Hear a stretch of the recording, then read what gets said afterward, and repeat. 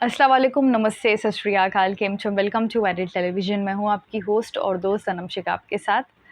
मैंने हमेशा से ही आपको कहा है कि जब भी इनका अरोदीप का कोई भी परफॉर्मेंस होती है शो में, तो हमें उस वक़्त अगर आप नोटिस करेंगे तो उनकी चाहे वो 1 गाने पे हो, चाहे वो 2 गाने पे हो, चाहे वो 3 गाने पे हो, कोई ना कोई चीज़ें आप नोटिस करोगे तो आपको इनकी एक्चुअल बॉन्डिंग नज़र आएगी। स्पेशली तब अब जब आपने न्यू ईयर से जो है इतना ज़्यादा एक-दूसरे के साथ समय बिताया हो, तो कहीं न कहीं वो आप थोड़ा-सा आपके मन में वो खुशी भी रहती है एंड जब कोई आप सॉन्ग गाते हो वो भी रोमांटिक, तो डेफ़िनेटली आप फिर वो इमेजिन करते हो और स्पेशली तब जब वो आपके बाजू में हो एंड वो भी परफ़ॉर्म कर रहा हो, तो कहीं न कहीं वो फ़ेस पे आपके ब्लश आ ही जाता है एंड आप कोशिश करते हो कि रिएक्ट ना करो और वही चीज़ हमें कल के डुएट परफ़ॉर्मेंस में नज़र आई है। जी हाँ, चलिए बताती हूँ आपको, लेकिन उससे पहले चैनल को पहले सब्सक्राइब नहीं किया है तो और मेरे साथ कोई पॉइंट ऑफ व्यू शेयर करना चाहते हैं, तो मेरे इंस्टाग्राम पर मुझे लिख सकते हैं। मेरा यूज़र नेम है ऑफ़िशियल अनम शेख।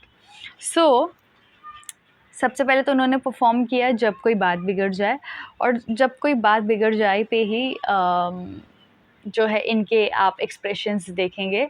तो आपको समझ में आ जाएगा कि किस तरीके से अरुणिता ब्लश कर रही थी। सबसे पहले तो अरुणिता जो है पहले वो आई कॉन्टैक्ट करने से पवनदीप के साथ जो है वो इग्नोर कर रही थी। मतलब इट मीन्स के अगर आप ऑब्वियसली जब आई कॉन्टैक्ट करोगे आप, तो आप ब्लश करोगे। तो अरुणिता अपने एक्सप्रेशंस को छुपाने के लिए पवनदीप को नहीं देख रही थी। लेकिन कंटिन्यूअसली अगर आप देखेंगे तो पवनदीप जो है अरुणिता को देखकर ही परफ़ॉर्म कर रहे थे और उनके चेहरे पे और उनकी आँखों में वो एक स्पेशल चमक भी आपको नज़र आएगी। फिर उसके बाद जब एक ऐसी लाइन आई तो आखिर में जो है अरुणिता ने पवनदीप को देख ही लिया और जब उन्होंने पवनदीप को देखा कि ओके, पवनदीप भी हमें ही देख रहे हैं और उनके एक्सप्रेशंस बड़े ही प्यारे, तो अरुणिता जो है स्माइल करने लगी और स्माइल को अपने छुपाने के लिए और अपने ब्लशनेस को छुपाने के लिए वो जो है ऐसा करते हैं ना, जब आपको स्माइल आती है तो आप छुपाते हो तो आप यूँ करते हो। ये आपके ऐसे लिप्स हो जाते हैं। तो वहाँ पे वो चीज़ अरुणिता करती हुई नज़र आ रही थी और फिर उसके बाद जो है दोनों एक-दूसरे को देख रहे थे और फिर बाद में जब देख रहे थे दोनों कि चलो अब दोनों ही ब्लश कर रहे हैं, तो कुछ और ज़्यादा इमोशंस ना बाहर आ जाए, तो पवनदीप ऊपर की तरफ चिड़ियाओं को देख रहे थे जो कि रात में थी नहीं, लेकिन फिर भी वो चिड़िया को काउंट कर रहे थे ऊपर और फिर अरुणिता जो है वो ज़मीन पे देख रही थी कि कितनी चींटियाँ चल रही हैं, जो कि उस वक़्त वहाँ पे मौजूद नहीं थी। तो यहाँ पे पवनदीप अपनी चिड़िया गिन रहे थे एंड अरुणिता ज़मीन पे जो है चींटियाँ गिन रही थी ताकि एक-दूसरे को अवॉइड कर सकें, एक्सप्रेशंस अपने कंट्रोल कर सकें। लेकिन वो होता है ना, देख ही जाता है और वो वही दिखा एंड फिर उसके बाद जो है सबसे पहले तो मुझे ये मज़ा आई कि